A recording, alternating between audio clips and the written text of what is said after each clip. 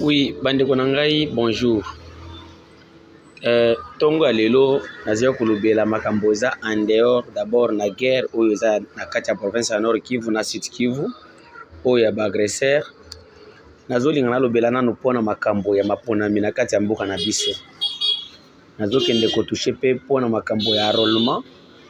Mes chers compatriotes, ba Congolais tozala bayuma te. To bandoko mona musika.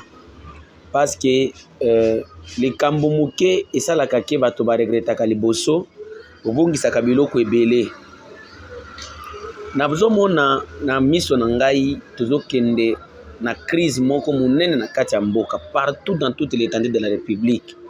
Makambo oyo kozala Sud Kivu te, ya Nord Kivu te, ya Ituri te, mais na ba province ebele insécurité kokota. Et puis mutu akokoza insécurité, premièrement aza président Félix Tshisekedi Antoine Tshilombo na Denis Kadima. Pourquoi na lobi boye? Ba politiciens vraiment na moni bozalaka bizengi na kati ya mitu na bino. Parce que bomona ka musika te, soki oza na besoin tika na pouvoir, organiser élection iba sikoyo, mais on lakisa que non, j'ai fait des élections quand même. Mais ce qui olingi ke oti à moi o ba glissement na makambo mosusu. Wana mutu na mutu nyonso akoya akoko opposant na yo. Prenons par exemple, ce qui Kabila organisaki élection en 2016, bandeko alinga atia mutu na ye ya parti na ye sans toutefois batobele kolandela ye parce que batonga tout ça les élections. Et puis alinga la que ça même communauté internationale et nationale qui non, j'ai organisé les élections bandeko singanga ba élection on organisa ki yango. Mais na ndenge azwaki makambo ya kolinga ko glisser ko traîner des awana yango sala ki misu nyonso makambo tu mututu na mbwa na mutu na poule na nini batu nyonso miso na bango ekomaki na makambo ya élection yango sala ki ke bayaki tina kokoma na accord politique po batu nyonso bazaki déjà éveillés. Alors j'aimerais donner un petit conseil à mes chers compatriotes de l'IDPS. Hier j'ai suivi Eliezer Tambwe na Top Congo FM. Place tozala ki tobando landa Eliezer Tambwe tolobi ke non zokande batu nyonso bazaka serete mpiak même ba journaliste ozomona Kinshasa wana bazoloba pona ba mpiaka lelo Eliezer Tambwe akomi koloba ke non il faut ba élection à la té à l'est de la République il n'y avait pas la guerre. Eliezer alobi ke na est bitumba ezalaka te ezalaki kaka ba insécurité lelo nde komi bitumba. Eliezer même ce qui olobi na contexte bato ki na contexte na yo wana même lelo bitumba ezate parce que Félix Tshisekedi nano a déclaré guerre te. Toujours a déclaré guerre contre le Rwanda mais a déclaré guerre te. Donc ils ont toujours insécurité à organiser l'élection quand na insécurité wana na ndenge baninga na banda ko organiser ba élection. Mais ko mona ke oza plus intelligent oyebi français Eliezer ne sont pas dupes. Opposant bozo négliger lelo loyo akoki ko sala biso biloko mabe awa parce que bino ba politiciens bo leki même na bandoki na mitema mabe.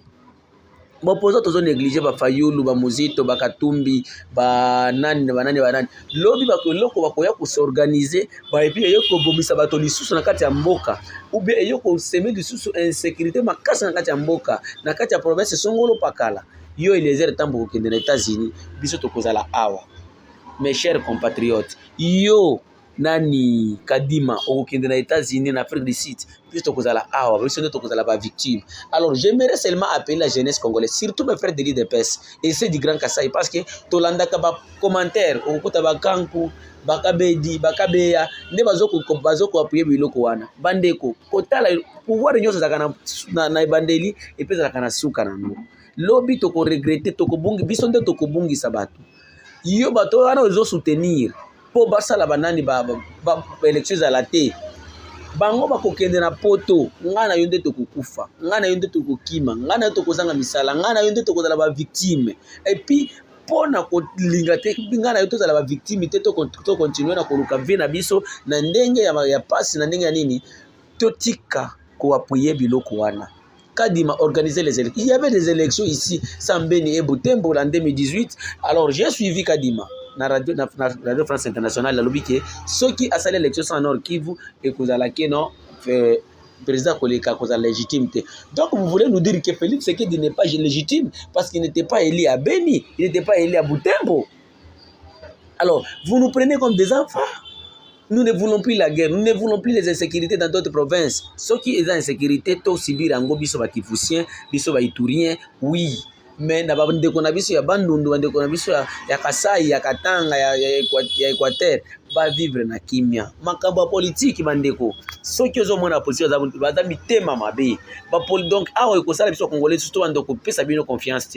Vous qui nous disiez hier les Mbata, moi j'avais suivi conférence moko na Mbata na 2018, na 2017 plutôt, azoko loba makambo po Kabila lingi organiser élection te, na ndenge nanga azo ate cour na Kabila ate cour constitutionnel na seni, mais lelo to komi wapi.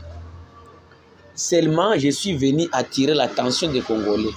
Tayebi ke ebele bakoloba makambo wana, mais je suis venu attirer l'attention de vous les Congolais. To fungola miso, ngana bino nde to kokufa. Biso toza na kati ya mboka awa nde tokokufa. Message nanga oyo natana bezo komela ba jeune nyonso ya République démocratique du Congo. Nous la jeunesse d'abord, tous opposés na makambo oyo. Nous voulons les élections à date oyo le 20 décembre.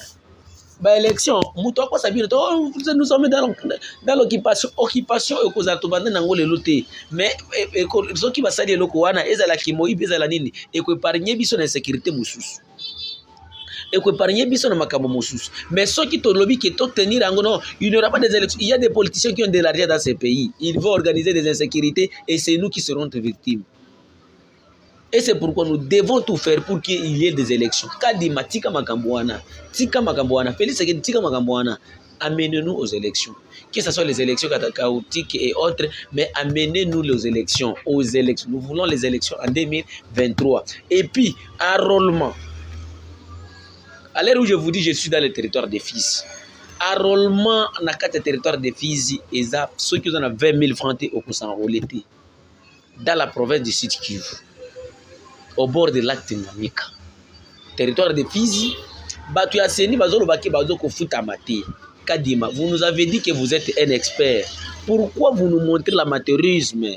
Partout les gens pleurent. Nous recevons même des appels à provenance de Lubumbashi, à provenance de Kolwezi, à provenance de Bukavu, à provenance de Goma, à provenance de Ituri. Les gens, ils pleurent, ils disent que non, sans l'argent, 120 000, 110 000, tu n'as pas droit à la carte d'électeur. Est-ce que si vous avez décidé de vendre les cartes d'électeur aux Congolais, vous devez fixer les prix fixes? Non, le prix de la carte d'électeur, c'est à 5 000 ou c'est à 10 000, au lieu de nous faire traîner comme ça. Ngai, na moni maman moko bazoko betaye, maman nzemi, akwei, vraiment. Et là, comme ça, linga pasi, tina lobela ki moto wana policier wana bisi ke mama oyo azande kona yo. Ba carte oyo kosila lobi bokotala na ndenge na miso ou bien lisumu wana ekolanda yo tuna sima. Kadima, vous nous avez dit que vous êtes un expert. Vous devez nous prouver que vous êtes expert. Vous devez nous prouver que vous êtes expert. Parce que nous, les Congolais, pour le moment, nous avons besoin du respect. Il faut qu'il y ait un respect. Dans ces pays, nous devons se respecter. We must respect each other. Donc c'est ça mes chers compatriotes, mes chers frères qui nous suivent, partout là où vous êtes, nous devons mettre pression à M. Tshilombo et son frère et son cousin Denis Kadima d'organiser les élections. Nous ne voulons plus les insécurités. Nous, insécurité tikalaka na Nord Kivu, tikala na Goma, tikala na Nord Kivu, Sud Kivu na Ituri. Mais dans la province mususu on a besoin de vivre kimia. Parce que s'il n'y aura pas des élections, mboka mobimba ekopela. Et puis ça va nous amener même à la balkanisation que nous sommes en train de chanter chaque jour. Parce que ça va nous amener à la balkanisation. Parce que le tribalisme, bitumba, tokobunda entre biso na biso. Et là, pour na batomi bale, pour na kadima na Félix Tshisekedi, na oyo akolite na bangoni ni secrétaire général de l'IDPS. J'appelle mes frères du Grand Kassai. Kozonga mitu, bozongisa mitu bandeko. Les Bakongo, bazaki pouvoir pendant 5 ans. Kassabou Baleka. Les Bangala, 32 ans. Nous, les Baswahili, 18 ans. Mais les autres, wapi. Va pouvoir nous aussi là. Même vous, mais si vous avez ce pouvoir, il y a bien. D'ailleurs, les gens disaient que le jour où un Kassai sera à la magistrature suprême, Congo, vous allez des ordres de vous allez, mais le il y a comment diriger Mbo. Mais je ne dis pas tous les Kassaïens, parce que les Kassaïens, ce sont mes frères, ce sont mes compatriotes, et je les respecte, et je les aime beaucoup.